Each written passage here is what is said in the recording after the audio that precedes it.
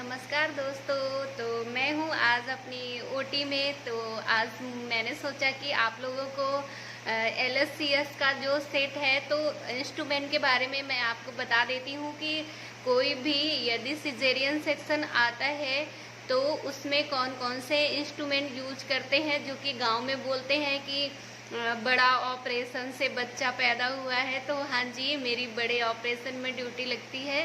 तो मैं आज आप लोगों को अभी केस आने वाला था, तो इससे पहले मैं ट्रॉली लगा रही थी, तो मैं सोची कि आप लोगों को बता दूं, तो इससे बहुत से बच्चों को नॉलेज हो जाएगा, जो कि एग्ज़ाम में पूछा जाता है एंड प्रैक्टिकल में भी पूछे जाते हैं। तो चलिए मैं आप लोगों को इंट्रोड्यूस कराती हूँ और उसका यूजेस भी बताऊंगी, और ये आपको पता चलेगा कि जो LSCS होता है, LSCS का फुल फॉर्म है लोअर सेगमेंट सिजेरियन सेक्शन कि ऑपरेशन में कौन कौन से इंस्ट्रूमेंट या औजार का यूज किया जाता है या इस्तेमाल किया जाता है। तो चलिए मेरे साथ मैं आप लोगों को बताती हूँ कि उसमें कितने इंस्ट्रूमेंट या कितने औजार लगते हैं और उनका क्या क्या यूज होता है। तो मैं आप लोगों को स्टेप बाय स्टेप बताती जाऊंगी और आप लोग देखते जाइएगा और सुनिएगा। ये आपके लिए बहुत ही यूजफुलनेस है। तो चलिए गाइस, लेट्स गो। तो सबसे पहले कितने इंस्ट्रूमेंट होते हैं ये हम काउंट कर लेते हैं।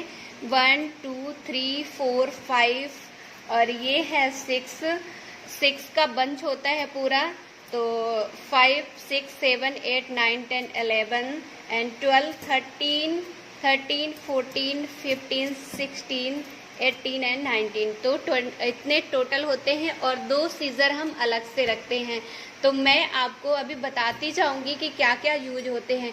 तो ये इतने पूरे का एक सेट बनता है, जो कि सारे इंस्ट्रूमेंट साथ में रहते हैं, और जब कोई भी ऑपरेशन आता है तो इसको हम ओपन कर देते हैं, जो कि स्टलाइज रहता है। तो ये भी स्टलाइज है। इसको वॉश करते हैं, इसके बाद बॉयलर में डालते हैं थोड़ी देर स्टीम होने के लिए। इसके बाद में हम इसको स्टलाइजेशन यूनिट भेजते हैं। तो आते हैं सबसे पहले ये क्या है, इसको बोलते हैं हम स्पंज होल्डर। तो हाँ जी, स्पंज होल्डर 2 होते हैं। ये देखिए कुछ इस तरीके से होता है, पीछे राउंड राउंड सा शेप बना रहता है और इसको इस तरीके से ओपन किया जाता है, जिसमें से ये डॉटेड रहते हैं और इसमें से इसको इस तरीके से हम इसको टाइट करते जाते हैं और ये पूरा लॉक हो जाता है। अब इसको ओपन करते हैं तो हल्का सा हम इसको इस तरीके से ऊपर उठाते हैं और ये ओपन हो जाता है। तो देखिए इस तरीके से स्पंज होल्डर होता है, जिसमें से ये कुछ ऐसे खांचे बने रहते हैं और ये ओवल शेप में ऐसे इस तरीके से होता है। तो ये होते हैं 2, इनको बोलते हैं स्पंज होल्डर। इसका यूज होता है जब भी हम कभी पेन ड्रिप करते हैं पेशेंट में, जब बीटाडीन से हम क्लीन करते हैं या स्प्रिट से क्लीन करते हैं, सेवलॉन से क्लीन करते हैं, तो एक स्पंज लेके, जिसका हम स्पंज बनाते हैं कॉटन से, उसको इस तरीके से पेन ड्रिप करने के लिए यूज में आता है। एनेस्थीसिया के लिए भी पेन ड्रिप को क्लीन करते हैं।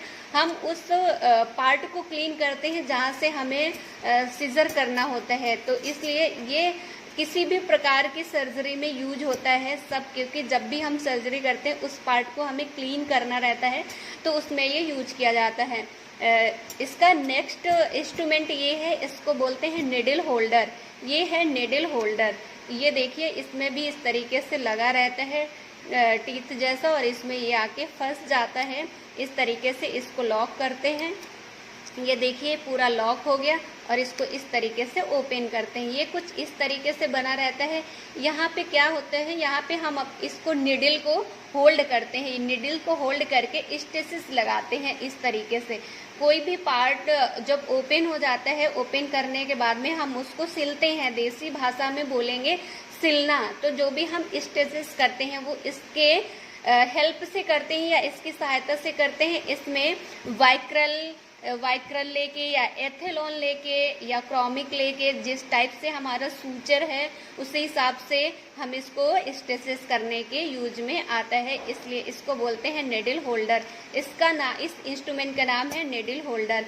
नेक्स्ट ये है टूथ फोर्सेप। इसको बोलते हैं टूथ फोर्सेप। ये है टूथ फोर्सेप। एक आता है नॉन टूथ फोर्सेप। तो वो जनरल सेट में यूज करते हैं। जो LSCS में यूज होता है तो उसमें होता है टूथ। ये देखो, ये छोटे से दांत जैसे बने, इसलिए इसको टूथ फोर्सेप बोलते हैं।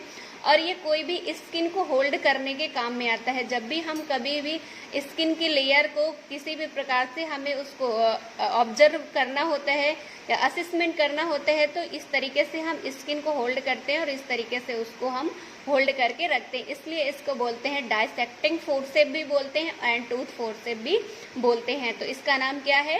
टूथ फोर्सेप या डाइसेक्टिंग फोर्सेप। तो नेक्स्ट ये है, जो ये हमारे 3 इंस्ट्रूमेंट का नाम हो गया। ये चौथा इंस्ट्रूमेंट है बीपी हैंडल। इसको बोलते हैं बीपी हैंडल। बीपी हैंडल है, इसको यहाँ से हम ब्लेड, सर्जिकल ब्लेड को फंसा लेते हैं। ये अलग अलग उसका आता है। ये 4 नंबर बीपी हैंडल है, 3 नंबर भी आता है, अलग अलग साइज के ब्लेड आते हैं, उसी के हिसाब से ये हमारा बीपी हैंडल भी आता है। 11 नंबर ब्लेड है, 22 नंबर है, 24 नंबर, 23 नंबर, जिस नंबर से हम ब्लेड रहते हैं उसी हिसाब से हम ये बीपी हैंडल का यूज करते हैं। इसलिए इसको बोलते हैं बीपी हैंडल, क्योंकि इसमें हम ब्लेड, सर्जिकल ब्लेड को इसमें फंसा देते हैं और कोई भी चीरा लगाने के काम में आता है या कोई भी हम सर्जरी करते हैं तो उसमें कट करने के काम में आता है। तो इसको बोलते हैं बीपी हैंडल। नेक्स्ट हम इसको तो सभी जानते होंगे, ये है आरटी। इसको बोलते हैं आरटी।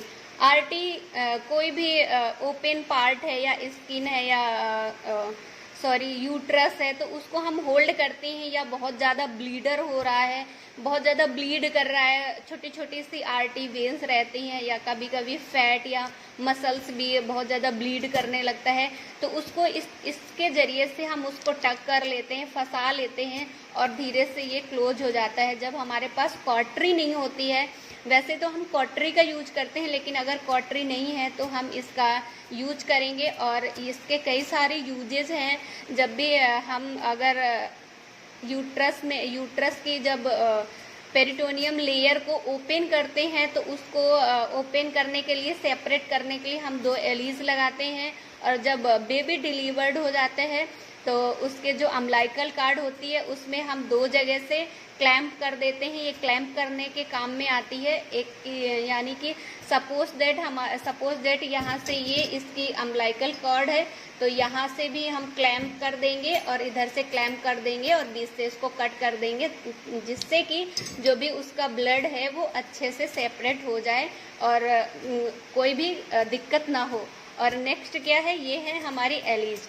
एलीज तो आप जानते हैं, हम जब भी यूट्रस को स्टिचेस करते हैं या यूट्रस क्लोज करते हैं तो जो भी ब्लीडिंग वगैरह होती है तो हमें ये यूट्रस के कटिंग के पार्ट को इस तरीके से क्लैंप कर लेते हैं और वो हमें सेपरेट होके मिल जाते हैं और अच्छे से स्टिचेस कर सकते हैं।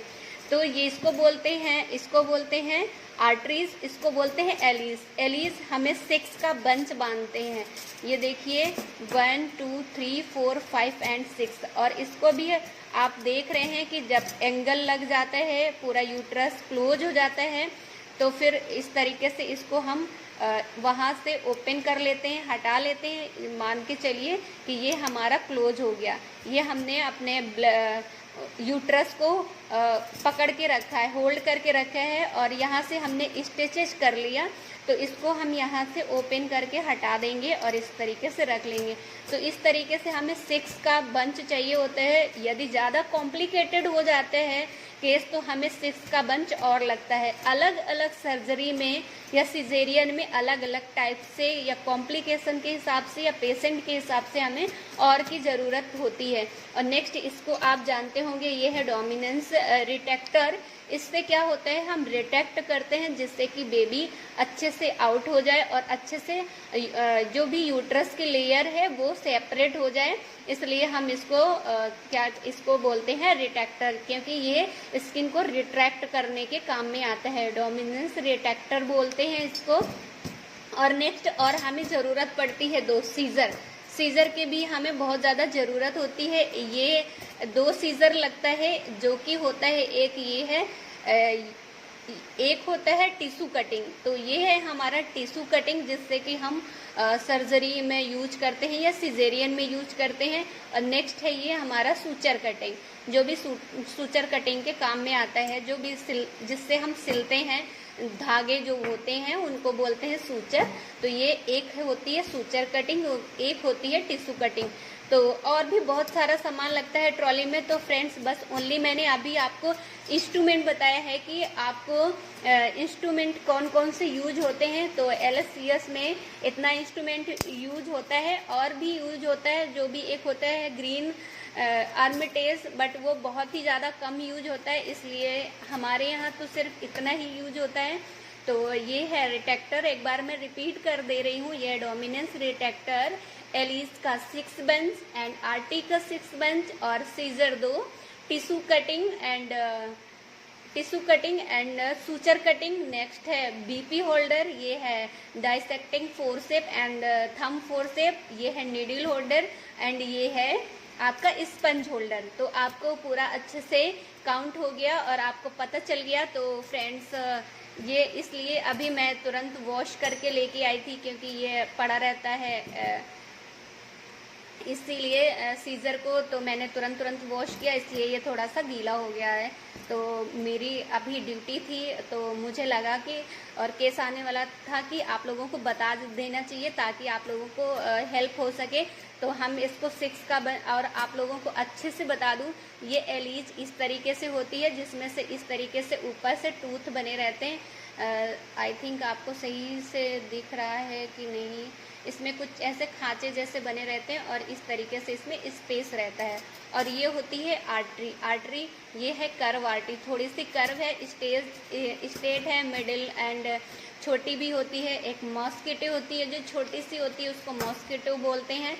तो चलिए अभी तो इतना ही, वरना बहुत तो ऊपर से उड़ जाएगा। तो ये बच्चों के लिए बहुत ज़्यादा हेल्पफुल है ये वीडियो, तो बच्चे ज़रूर देखें, क्योंकि कभी कभी इमेज दे देते हैं एग्ज़ाम में, और कंपटीशन में भी एग्ज़ाम की एंट्रेंस एग्ज़ाम में भी पूछते हैं कि इसका नाम, इंस्ट्रूमेंट का नाम बताइए एंड यूजेस बताइए। तो मैंने आपको बहुत ही सिंपल लैंग्वेज में यूजेस बताया है, कोई इतना डिफ़िकल्ट लैंग्वेज यूज नहीं करी है, ताकि सबको अच्छे से समझ में आ जाए। तो चलिए फ्रेंड्स आज के लिए इतना ही, और मिलती हूँ मैं आपको नेक्स्ट वीडियो में। तो मेरे वीडियो को लाइक करिएगा एंड शेयर करिएगा, और फैमिली दोस्तों के साथ में ज़्यादा से ज़्यादा लोगों को शेयर करिएगा, ये बहुत ही हेल्पफुल है। तो बाय बाय, थैंक यू।